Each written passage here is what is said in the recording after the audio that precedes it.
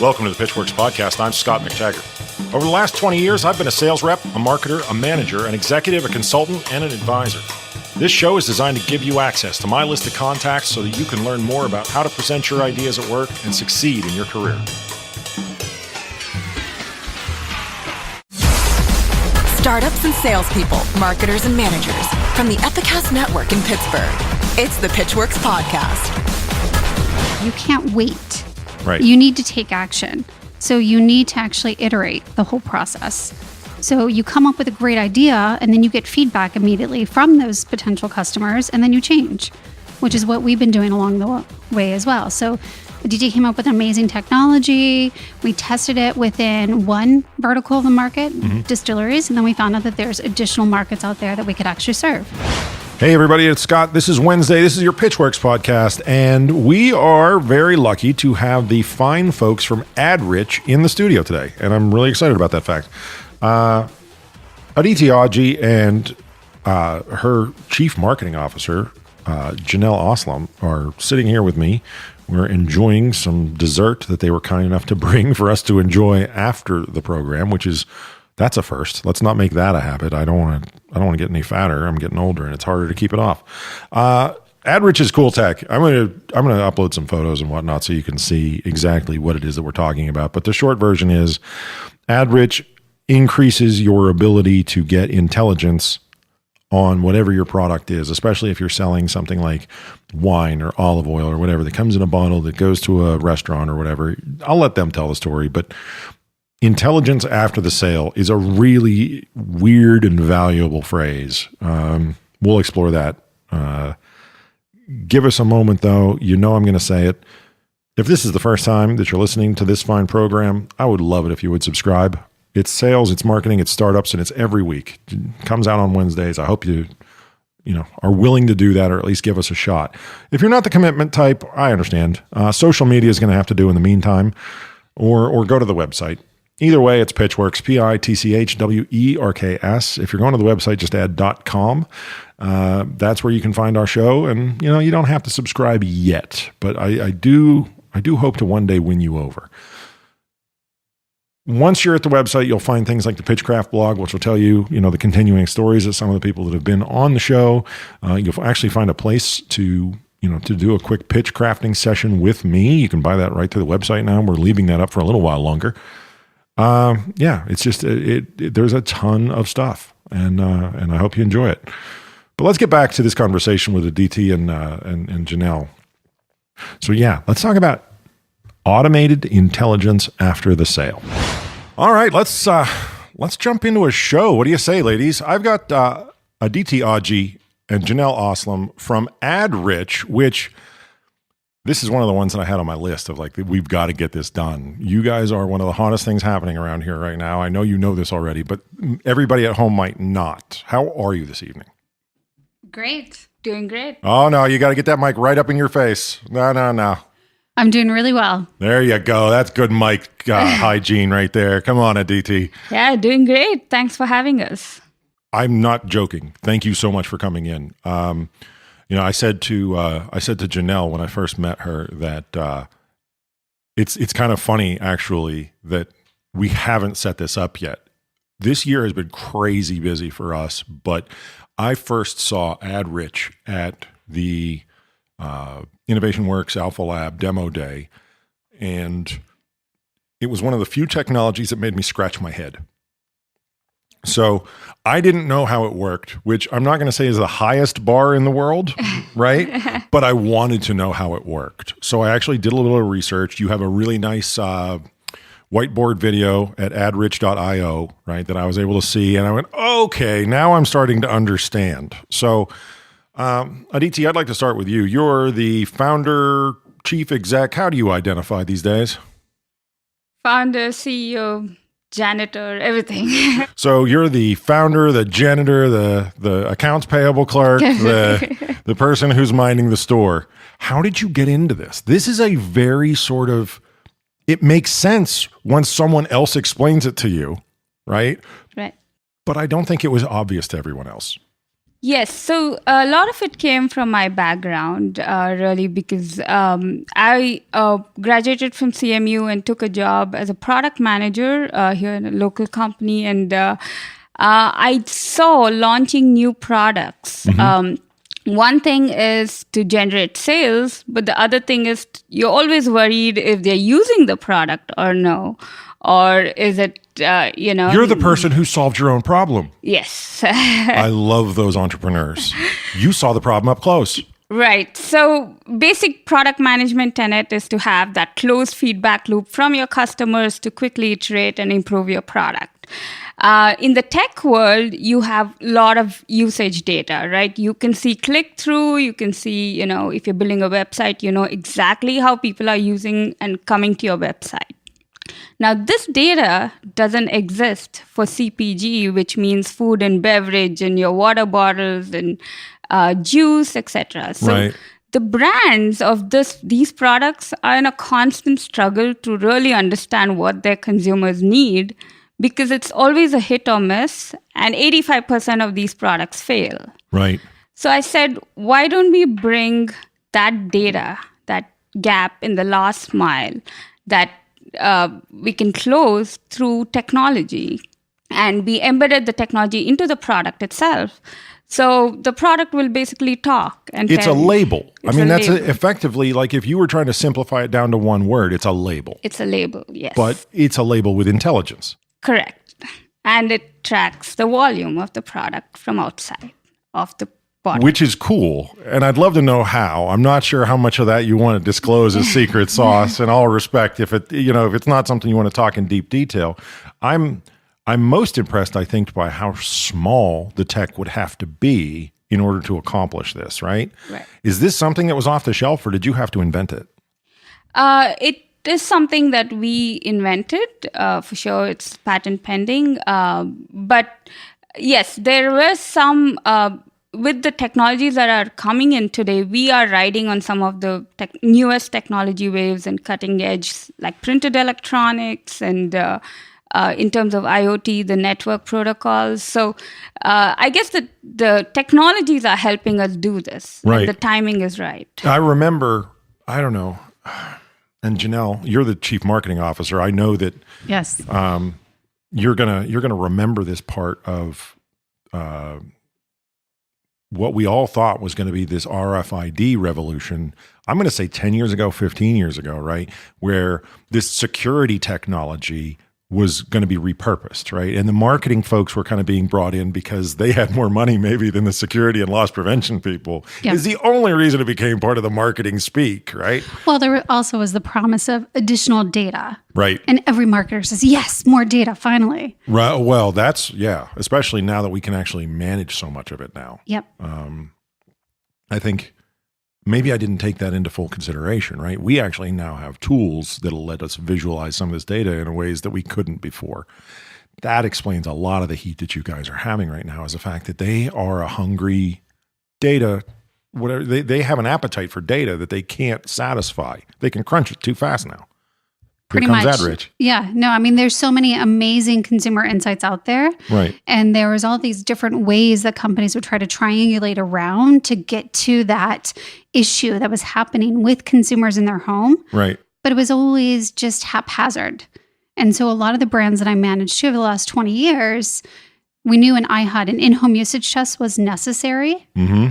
But yet the data was only 60% accurate, if less than that. In-home usage test. That's my first exposure to that term. Excellent. You were I'm glad I actually- could teach you something tonight. No, I love learning things.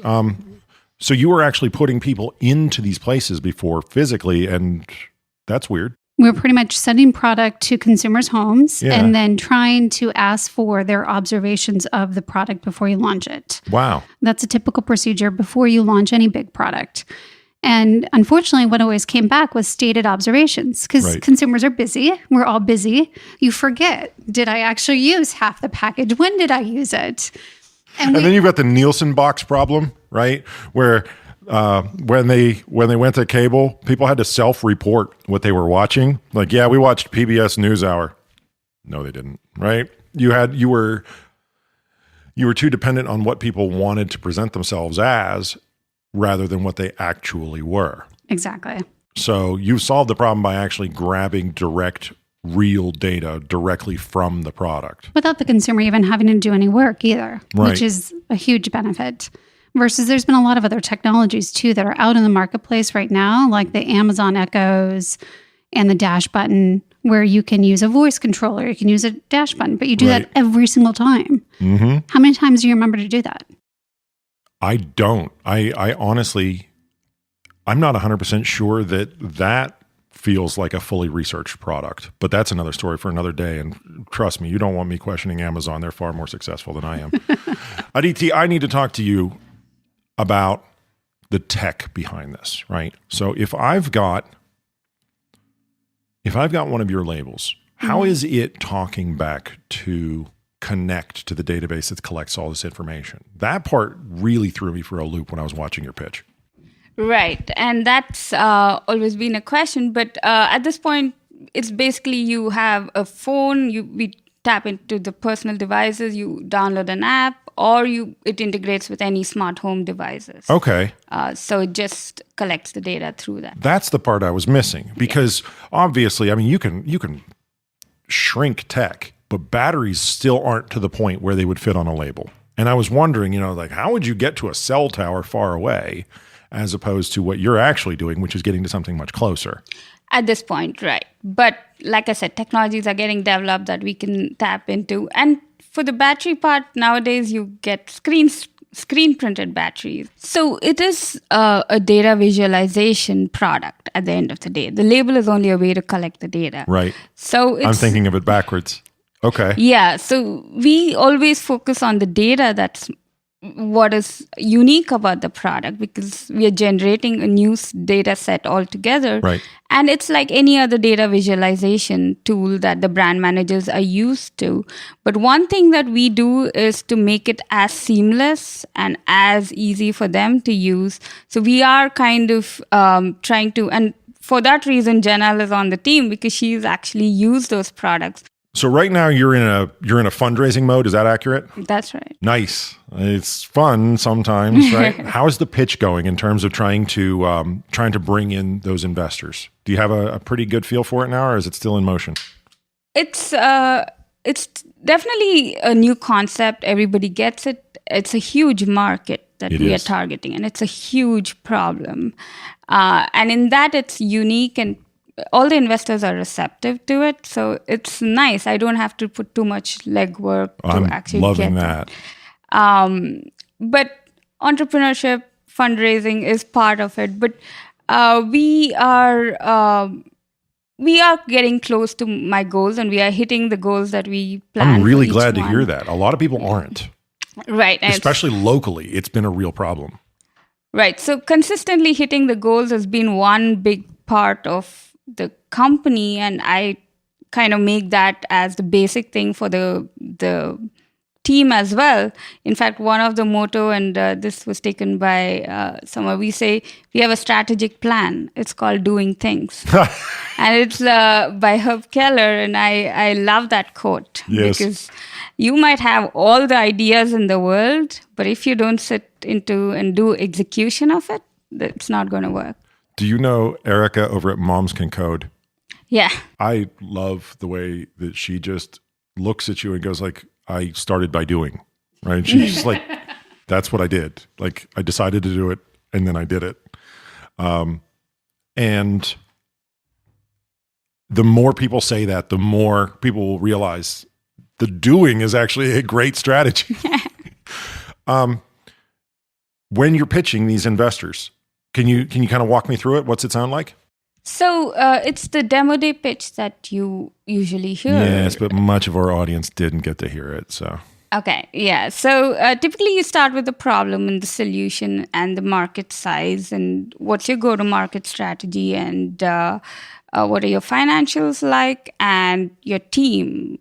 And then you kind of tell what are the milestones you plan to achieve, what's the next level the company has to go to, and how it will help. The funds will help reach there. So a pretty tightly regimented sort of list of things that they're checking off of a list. Right. And there are a few things that you need to highlight. Of course, traction is one of the biggest things. One of the things that CMU has taught me is don't build a product that nobody wants.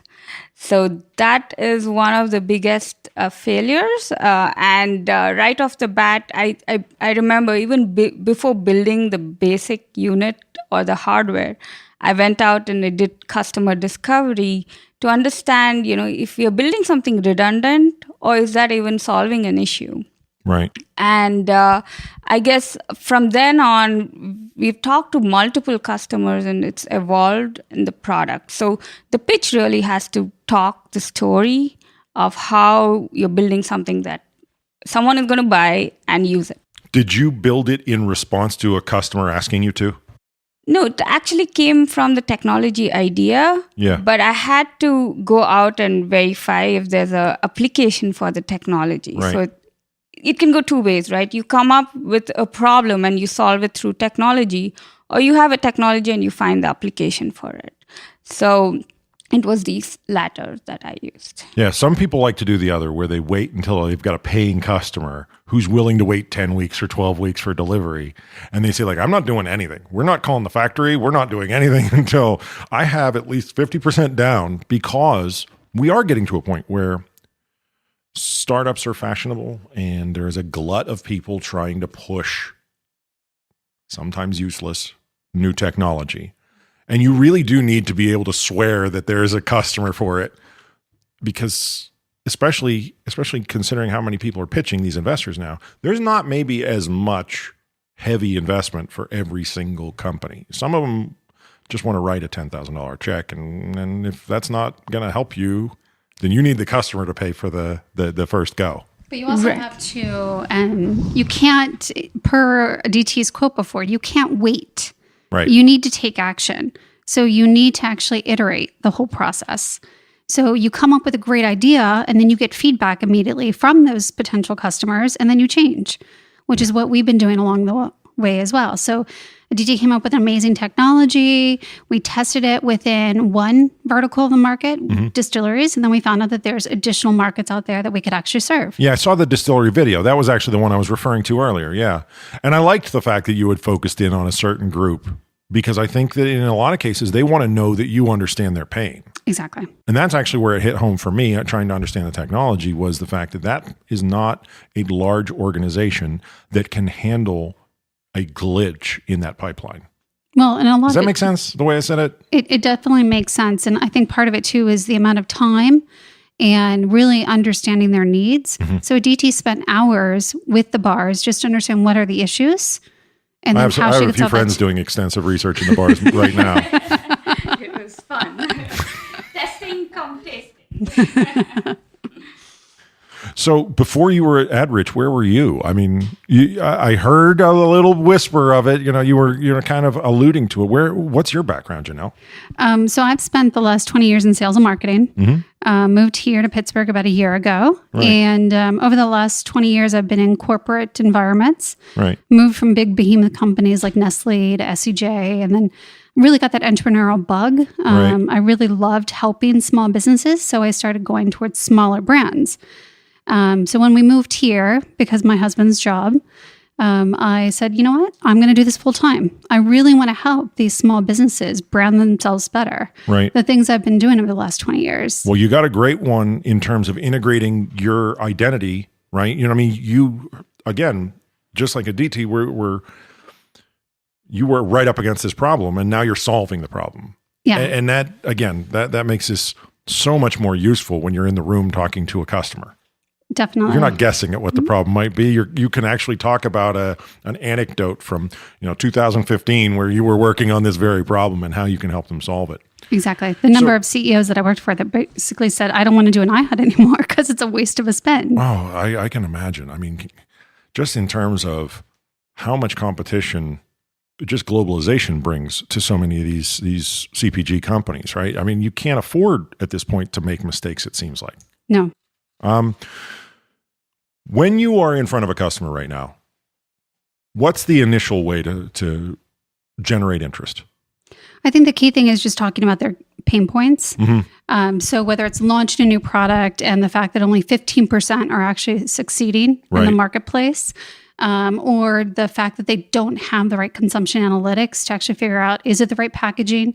Is it the right structure? Do we have the right product inside? Right. So it's doing your research up front, really finding out what are they really struggling with. Because and let me interrupt you. I think that when people know what you're working on, they will fall in love.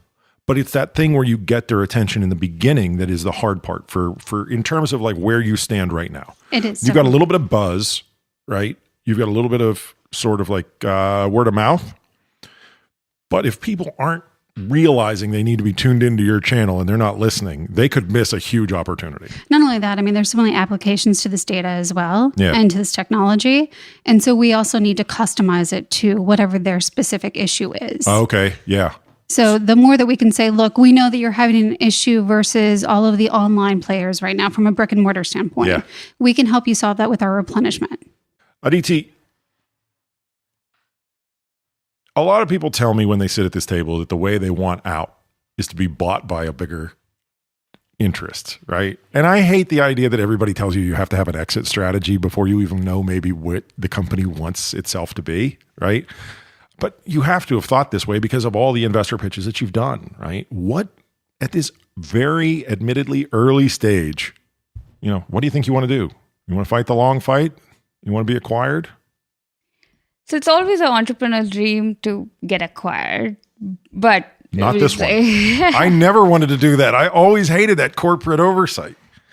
Well, I would say, it's quite early, but as the company evolves, I'm enjoying what I'm doing. Yeah. And the biggest validation is for a startup is that we are solving a problem that corporations have, and we can actually solve that. So that's like the driving force. And being acquired is always good, but it all, of course, depends on when and how far you've reached. And for me, whether I have achieved the vision. Yes. So it all depends on that. But yes, of course, if someone comes along and says, here's an ungodly amount of money. Yeah, and it would definitely help because I love building the business and getting the product to the market and things like that. So somebody with a brand and will definitely help us get to market faster. Right. So that's why I'm looking at exits, not so much for the fame and things like that. I don't think fame is expensive, right? Right. I'm always curious just what it is that people think in terms of like, what do you fill out on this questionnaire? Going back to the bit where you were saying, like, I had to answer these regimented questions in this regimented presentation format. I hated having people tell me I needed to tell them my exit strategy before we even knew whether or not the product was going to satisfy anyone. Yes. But you kind of see the trends and you see where it fits in. Like, for example, our tech works in the IoT space. So there's a lot of companies building out infrastructures for IoT. Right. That could be a good fit. CPG companies themselves, because this is something that is innovative. A lot of companies have approached us to become strategic partners and take the product with their product to the market. That's a great indicator of what they think your potential is. Right. And the third angle is, some of the channel partners that we are working with could even acquire us. And the fourth one could be manufacturers who we are using like the latest technology. So they would, if they love what we're doing and see the market potential, that could be a good acquisition. Well, over here, I am not so quietly cheering for the punk rock, go all the way to the end, just because that's who I am. But please, by all means, don't try to be me. It never works for anybody, including me. It's really the journey, right? I don't know what is. Every day is new, and every day is, the uncertainty is awesome because I can see. I don't know how it'll look like after acquisition, but the fact that I'm able to take decisions and like just move really quickly is really helping and keeping me going. Well, you're still smiling, and that goes a long way. I mean, honestly, like as a simple metric goes, right? That's one of the best ones. So who's at home for you? Who is your cheerleading crew behind you for all this? Husband and family. That's great. Back home. So, my husband has been a tremendous support. Right from coming into the States and getting into CMU and basically supporting me in everything that I just wanted to do. What's his name? Harish Manjanayak. Well, I hope that he enjoys a small shout out from our small program. He deserves it at this point. It's tough. Yeah, it's tough. Support is very difficult. Yes, and I come from an entrepreneurial family. Like my dad had businesses, so they actually traveled all the way from India to come and participate at Demo Day to see me pitch. Did they? Yeah, they've been a support as well, and my brother, of course. So and honestly, the business notwithstanding, right? It's such a lovely thing. Yes. Right. My dad passed a couple years ago, right? And we were starting something together right before, and it was the first time we ever went on a trip, just the two of us, right? It doesn't matter what the business did, right? It's the fact that you got to see your family sort of working together in this way that's a little bit outside of the norm, and you know that somebody's got your back, right? Yeah. Yeah, that's fantastic. I'm glad you have that. Right, and that's very important. You go through such emotional turmoil during the whole thing, and they try their best to help, including my in-laws, and I just have to pick up the call, and tell them, "Can you help me?" And then they'll do everything in their power. India's not close. Yeah, I mean, no, and that's half me being funny and half me sort of saying, "Look at the investment required to all of a sudden just drop everything and come have your back at Demo Day or any other time that you call." It's tremendous testament to the family that you're coming from, and I'm, like I said, I'm very glad that you have that. If somebody wants to reach out, maybe, I don't know, buy some Adrich, right? Maybe invest in some Adrich, right? How would they do that? Well, you can come to our website at www.adrich.io, or you can email us at janelle@adrich.io. I know you're going to have great success. Like I said, there's this buzz circling you. It has to work out just because of how many people have been trying to solve this problem for how long. And frankly, a bunch of cranky people who are completely unsatisfiable have told me how great you're doing. So that's another one of those weirdo Scot metrics that I just pulled out of thin air. Thanks for coming in. Thank you so much. It was really a pleasure being on. All right, that's all the time we've got. Thank you to Adhithi and Janelle, and thank you for dessert. This was very nice. Again, that is not an invitation for everybody to fatten me up. But check out Adrich. We wish them all the best. It's cool tech. I promise you're going to see it in the wild, and it's going to be awesome. Otherwise, you know what we're going to do. We're going to make another show. We'll be back here in a week. If this is the first time you're hearing the show, subscribe, please. Listen every week. Sales, marketing, and startups. I think you're going to like it. The Pitchwerks podcast comes to you from Pittsburgh, Pennsylvania. A production of the Epicast Network and MacTaggart, LLC. Engineering and production by Buzzy Torek and Nick Miller. For more information, show feedback, and ad sales, visit pitchwerks.com. pitchwerks.com. On social media, find and follow the show on Twitter, LinkedIn, Facebook, and Instagram using that same brand name, pitchwerks.